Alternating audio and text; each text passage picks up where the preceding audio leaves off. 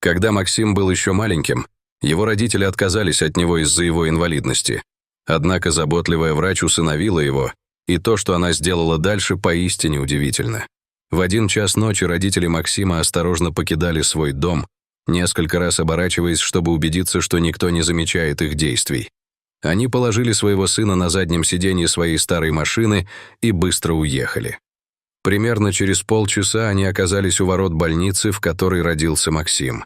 К счастью для них, охранника нигде не было видно, но они знали, что времени у них в обрез, и действовать нужно было быстро. Отец Максима даже не потрудился выйти из машины. Мать быстро сняла его с сиденья, поместила в корзину и опустила на пол. Не оглядываясь, она поспешила обратно в автомобиль, и они уехали, оставив его позади. Ни один из них не испытывал ни капли вины за то, что оставили своего единственного ребенка. И все это потому, что он не соответствовал их представлениям о красивом и здоровом ребенке.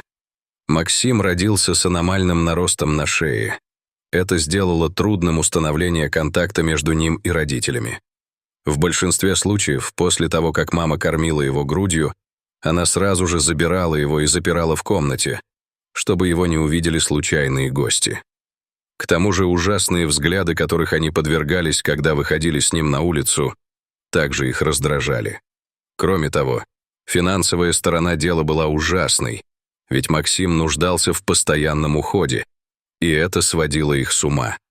Не в силах больше это терпеть, они оставили его в больнице. Маленький мальчик лежал в холоде, тихий и спокойный. Казалось, он понимал, что одинок в этом мире и должен быть сильным. Только в 7 утра уборщица наконец заметила корзину в углу, где его мама аккуратно спрятала малыша. Она в ужасе поняла, что оставленного на холоде 6-месячного ребенка обременяет аномалия на шее. Поглощенная тревогой и состраданием, она быстро подняла ребенка на руки. Она отнесла его в больницу, чтобы согреть от холода, от которого его кожа уже начала бледнеть. Уборщица немедля сообщила о своей находке персоналу. Все они беспокоились за малыша и старались сделать все, чтобы помочь.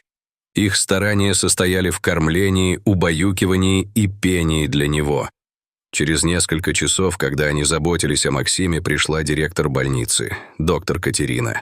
Она слыла добродушной и сострадательной, заслужив репутацию своей преданностью спасению жизней. Ее уникальный подход к лечению, не взимая при этом непомерных взносов, обеспечил ей уважение и любовь в округе. Когда доктор Катерина устроилась в своем офисе, готовая приступить к работе, она вдруг услышала легкий стук в дверь. Она пригласила уборщицу войти и удивилась, увидев, что у нее в руках только пустая корзина. Доктор Катерина мягко спросила своих работников, какая возникла проблема. Сквозь слезы уборщица рассказала, как подобрала мальчика с аномальным наростом на шее, брошенного на холоде у входа в клинику.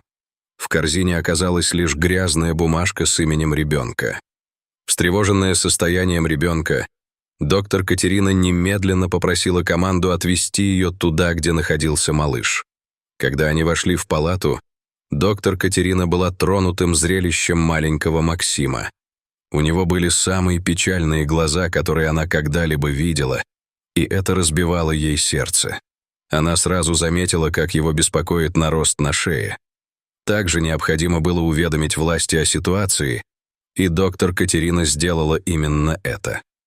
Она получила одобрение на уход за оставленным нездоровым мальчиком.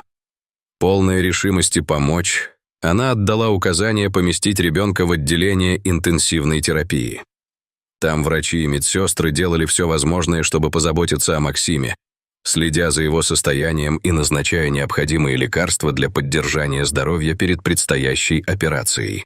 Доктор Катерина обратилась в правоохранительные органы и службу опеки, чтобы найти родителей Максима, но все их усилия были тщетны. Они даже нашли их дом, но, попав внутрь, обнаружили его пустым, как будто люди просто растворились в воздухе. Прошло несколько недель, а доктор Катерина, проводя все больше времени с Максимом, постоянно навещала его в палате, где он лежал в своем кроватке, беззащитный и напуганный. Она кормила его и уверяла, что все будет хорошо. Через несколько недель Максим наконец был готов к операции. Маленького мальчика доставили на каталке к хирургам. Команда экспертов принялась за удаление новообразований, которые затрудняли ему прием пищи на шее и лице. Спустя несколько напряженных часов операция была успешно завершена.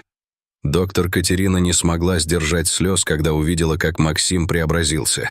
С исчезновением нароста он стал выглядеть как модель. У него были совершенные черты лица, но главное, что она знала, это то, что у него был невероятный дух. Он мог подарить радость любому, кто был потерян, чего его родители никогда не смогли увидеть. Когда Максим пришел в себя после операции, доктор Катерина поспешила к нему. Она сама покормила его, и на этот раз маленький мальчик ел с удовольствием. Медицинский персонал зааплодировал, увидев его счастливую улыбающуюся улыбку. Теперь, когда вся тяжесть нароста исчезла, Максим наконец-то почувствовал себя комфортно в своем теле. Он был добрым молодым человеком, и доктор Катерина не могла смириться с мыслью, что его отправят в детский дом. Она сомневалась, сможет ли кто-то полюбить Максима и заботиться о нем так, как она. Передать его судьбу в чужие руки было бы слишком рискованно. И вот доктор Катерина приняла неожиданное решение. Она сама усыновит Максима. В течение нескольких недель процесс усыновления был завершен, и доктор Катерина официально стала матерью Максима. Она любила его безоговорочно, помогала ему в учебе и вырастила из него доброго, честного человека. Когда Максим повзрослел, он сильно желал добиться успеха в жизни. Наконец он поступил в колледж, где выбрал специализацию по архитектуре. Он действительно усердно учился и приобретал множество полезных навыков. Он окончил его с отличием и начал работать в уважаемой компании. На протяжении всего его пути доктор Катерина всегда была рядом, поддерживая и поощряя его следовать за целями в жизни. На своем пути Максим встречал множество трудностей, однако он не сдавался, и вскоре произошло невероятное событие. Он получил контракт на строительство жилых домов в элитном районе за многомиллионную сумму. Максим вложил усилия в этот проект, используя свои архитектурные навыки для создания домов, способных привлечь внимание окружающих. Когда проект был завершен, на свет появились великолепные дома изысканной красоты и качества. Благодаря своей стойкой решимости и упорным трудам Максим добился впечатляющих успехов. О нем писали в журналах и брали интервью у нескольких местных изданий. История его успеха распространилась по всей стране. Именно тогда его биологические родители узнали, что их ребенок не только жив, но и находит счастье и процветание. У него даже не было того странного нароста на лице, из-за которого они его оставили. И они обратились к нему, умоляя дать им шанс снова стать его родителями. Однако Максим ответил им прямо, что в его сердце не осталось места для них.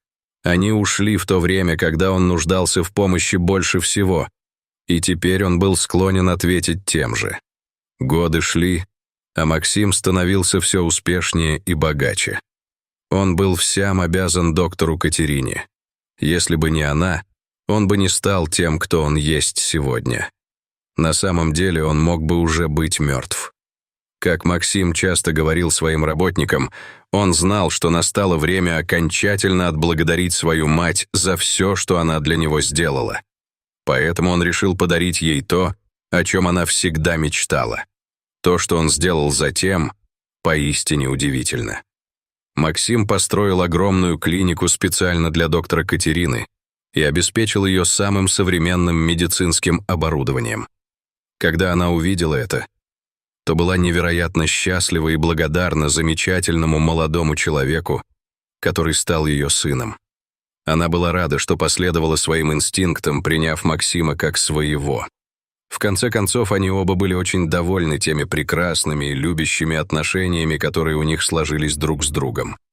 Хотите вдохновляющую концовку? Как вы относитесь к решению Максима навсегда расстаться с его биологическими родителями? Вы когда-нибудь задумывались об усыновлении ребенка, которому потребовалась помощь в здоровье? Напишите нам свои мысли в комментариях ниже.